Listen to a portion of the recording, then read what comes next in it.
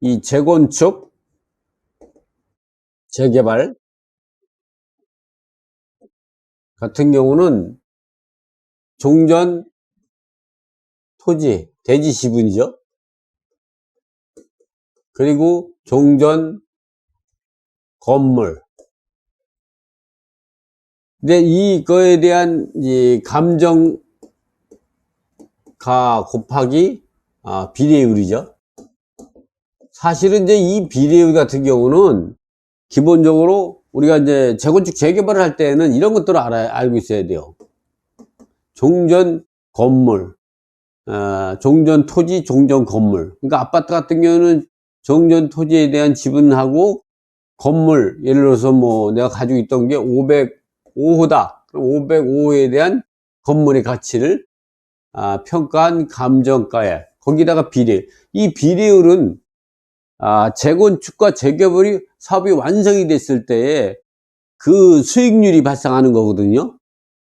그런데 이게 재건축 재개발이 시작도 하지 않은 단계에서 이제 관리처분 계획 단계에서 비례율을 계산한다는 거는 사실은 큰 의미가 없어요.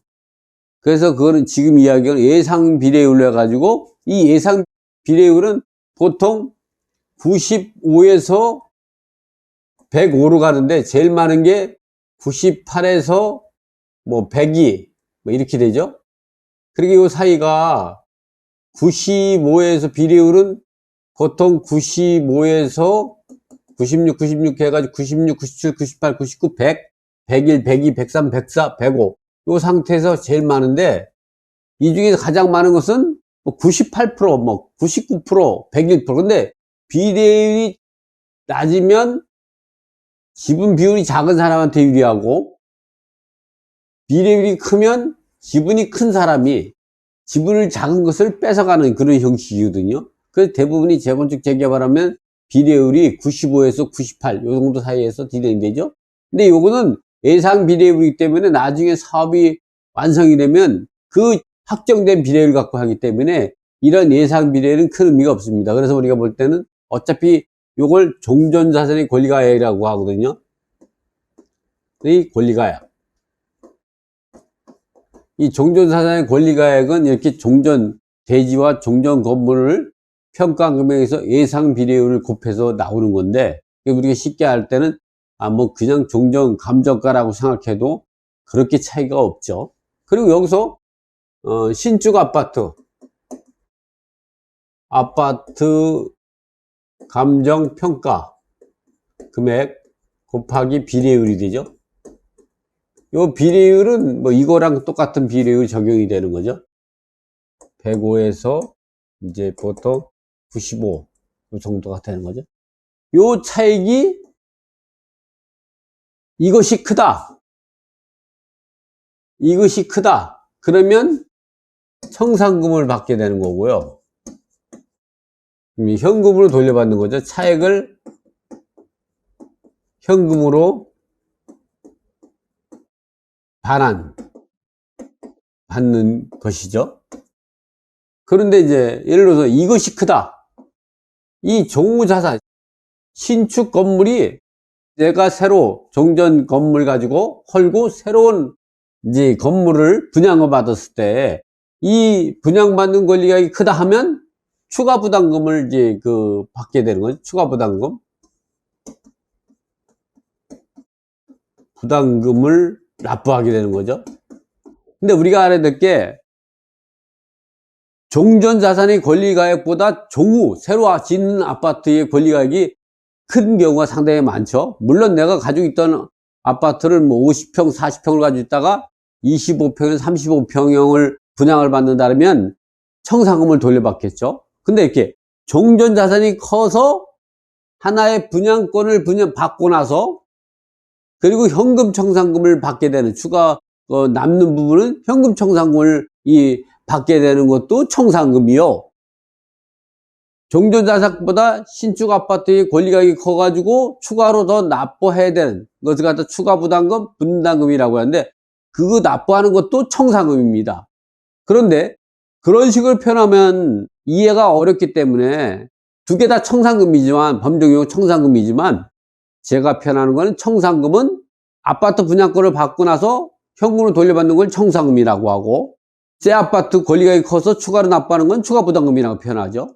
근데 이번에는 또 어쩌면 청산금과 현금 청산금의 차이점에 대해서 또 우리가 알아야 되죠.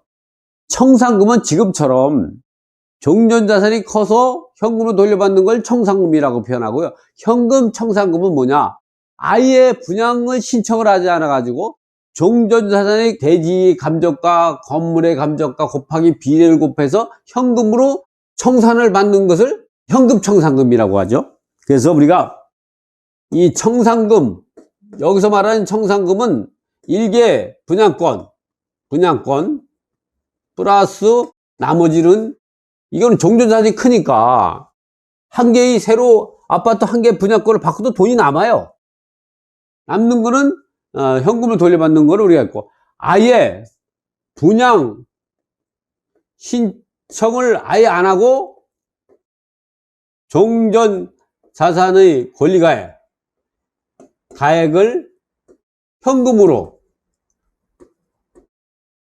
돌려받는 거, 받는 방법을 우리가 현금 청산금이다. 이렇게 재개발, 재건축에서 우리가 추가부담금, 청산금, 그리고 현금 청산금의 차이점은 알아야 된다.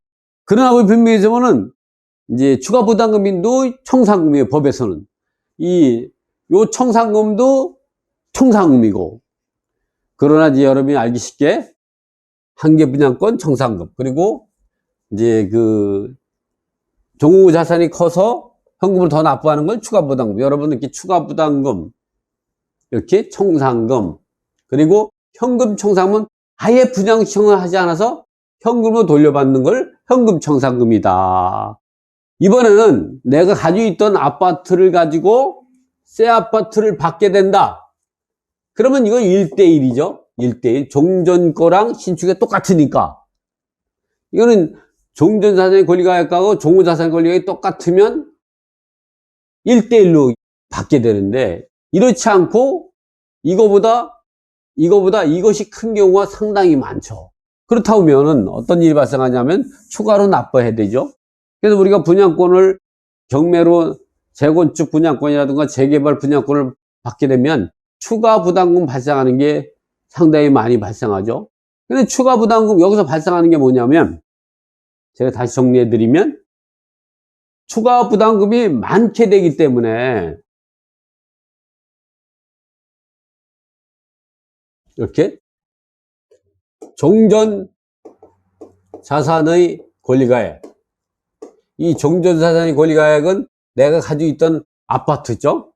내가 살고 있던 아파트에 대한 권리가액 곱하기 비례율을 곱한 거 말하죠. 신축 아파트, 이거는 종후 자산의 권리가액은 권리가액, 내가 입주해야 될 새로운 아파트의 감정가 곱하기 비례율인데, 이게 더 크다 보니까 이거에 대한 차액을, 예를 들어 이게 5억인데 새로운 것이 7억이 된다. 그러면 추가 부담금이 2억이 되는 거죠. 추가 부담금. 그러니까 내가 이거를 경매로 낙찰받았다 하면 추가 부담금 2억을 더 납부해야 되는 거죠. 근데 이 추가 부담금 2억만 납부하는 게 아니라 이 추가 부담금을 제때 납부하지 않은 경우가 있어요. 이걸 갖다가 1회부터 2회, 3, 4, 5, 6회씩 이렇게 보통 나눠서 납부하는데, 이걸 제때 납부하지 않아 가지고 붙게 되는 지연이자가, 그리고 균등불화대금이 있습니다. 균등불화대금. 균등불화대금이라는 거는 재건축 재개발이 되면 불화대금이 없을 수가 없어요. 왜냐면 재건축 재개발 지역에 시유지가 있다든가 또 공원이 있다든가 도로가 있다, 이런 것들을 갖다가 불화받는데, 불화받는 거는 조합원의 권리가액 비율대로 해가지고 전체의 조합원의 권리가액을 분모해 놓고 각자의 조합원의 권리가액을 분자해 놔서 그 불화받는 시유지를 갖다가 곱해가지고 안분해서 이 불화받기 때문에 재건축 재개발에서 균등불화대금이 많으냐 적으냐 차이가 있을지 없는 경우는 거의 드뭅니다. 그래서 여러분 같이 이렇게 지연이자, 늦게 내 지연이자와 균등불화대금이 얼마인가, 이거를 확실히 알아야 됩니다. 그래서 이 종전자산의 권리가 5억에다가 추가로 납부해야 될 금액이 이게 2억, 지연이자가 5천만 원, 균등불화대금이 뭐 한 2천만 원, 그러면 내가 이걸 받기 위해서는 2억 7천을 더 납부해야죠. 2억 7천만 원을 더 납부해야 되니까 이거랑 이거랑은 총 7억 7천만 원이 내가 새 아파트를 받기 위해서는 이걸 받는다. 그러니까 이걸 낙찰받기 위해서는 내가 조합사무실에 가서 이렇게 추가부담금이 얼마냐, 지연이자가 얼마냐, 균등불화금이 얼마냐까지 해서 납부해야 할 금액이 이거라는 걸 사실 알아가지고 낙찰가 5억에 낙찰받아도 2억 7천을 추가로 납부해야 되고, 이 7억 7천을 받아도 이거의 차이점을 가지고 내가 기대 수익이 발생하느냐. 이 재건축을 받을 때는 이거를 생각해야 돼요. 다시 설명드리면, 재건축 재개발 분양을 받으면 종전자산의 권리가액하고 신축 아파트의 추가 부담금, 이것만 있는 게 아니라 이거를 제때 납부하지 않아 가지고 붙는 지연이자가 이것도 거의 5천에서 1억 들거든요. 근데 균등불화대금도 한 1,000만 원에서 2천만 원씩 이런 것들 전체를 살피고, 이렇게 7억 7천에 내가 낙찰가 5억에다가 추가 부담금 2억 7천에서 7억 7천에 낙찰을 받았을 때에 내가 몇 동, 몇 호, 몇 평형이 그 정도의 가치가 있느냐, 이거 차이점이 얼마냐, 이것이 기대 수익이 된다. 이렇게 분양권을 경매로 이제 사려면 꼭 알고 있어야 돼요. 지금 설명한 내용을 다시 제가 한번 읽어 드리겠습니다. 조합원 분양권을 경매로 매각되는 경우, 조합원이 분양받을 평형대가 몇 평형대고 이 분양 평형대가 어느 정도 가격을 형성하고 있는가를 먼저 조사한다. 근데 이게 내가 조합원이 분양받을 평형대가 몇 평형, 몇 동, 몇 호, 그리고 몇 평형대인가를 조합사무실에 가서 확인하는 거죠.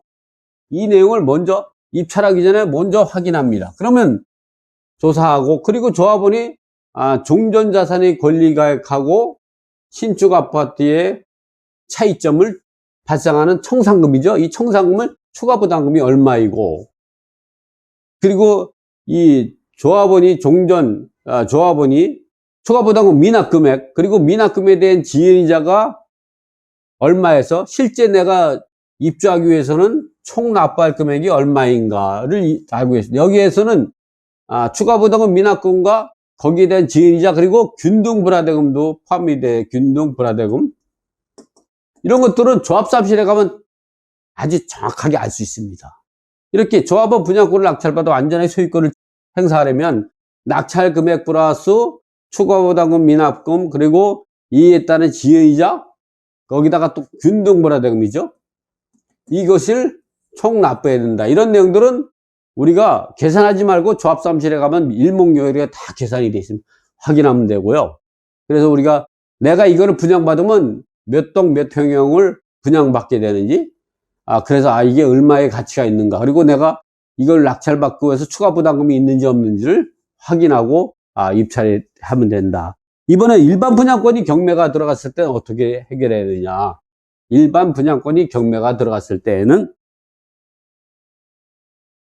일반 분양권은 사실은 이 조합원 분양권은 자기가 가지고 있던 종전 자산, 종전 부동산, 종전 토지, 종전 건물을 투자해서 재건축이나 재개발을 하게 되고, 그로 인해서 그보다 새 아파트 가치가 더 크면 추가로 더 납부하는 그런 문제거든요. 근데 일반 분양권은 그냥 종전에 가지고 있던 아무것도 가지고 있지 않은데 그냥 운이 좋아가지고 청약에 당첨받아가지고 일반 분양권을 당첨받게 되는 것이죠. 그래서 일반 분양권을 갖게 되면 조합원 분양권자가 일은 다 했는데 일반 분양권자는 운 좋게 청약에 당첨돼가지고 이 분양받은 사람이 되죠. 그럼 이게 로또라고 하잖아요. 일반 분양권가 청약에 당첨돼가지고 계약금, 중도금, 잔금 중 어느 정도 납부했고, 그에 따라 미납금액에 대한 추가 부담금이 있는지, 또 미납금에 대한 지연이자, 기타 비용 등을 조합의 사무실에서 확인하면 되죠. 일반 분양권이 몇 동 몇 호를 갖다가 일반 분양권자가 분양받았다면 이 분양대금 미납금과 거기에 대한 지연이자를 조합사무실에서 확인하면 됩니다. 이런 미납금액이 있다면 납부할 때까지 조합원이 유치권 행사로 아파트 인도를 거부할 수 있습니다. 이렇게 조합원 분양권이나 일반 분양권을 매수 후 수익 분석은 어떻게 되냐? 전체 납부할 금액이 구입가가 되고 분양받고 입주 후 아파트 시세와의 차액이 수익이 된다. 그러나 구입 당시에는 입주 전 2, 3년 전, 빠르면 1, 2년에 분양권을 구입하게 되므로 신규 아파트의 미래 가치를 정확하게 판단하기는 쉽지 않다. 따라서 이를 위해서는 주변 같은 평형, 비슷한 학군, 교통과 단지 등을 비교해서 기존의 같은 평형대의 아파트 시세, 신규 아파트의 프리미엄 등을 계산해서 사전에 어느 정도 수익성을 분석할 수 있다. 이러한 분석은 나도 어렵지만 다른 사람도 똑같이 불확실성이 있기 때문에 이러한 약간의 위험성은 모두가 안고 온전한 아파트보다 낮은 가격에 낙찰받을 수 있어서 성공적인 경매 투자가 될 수 있다.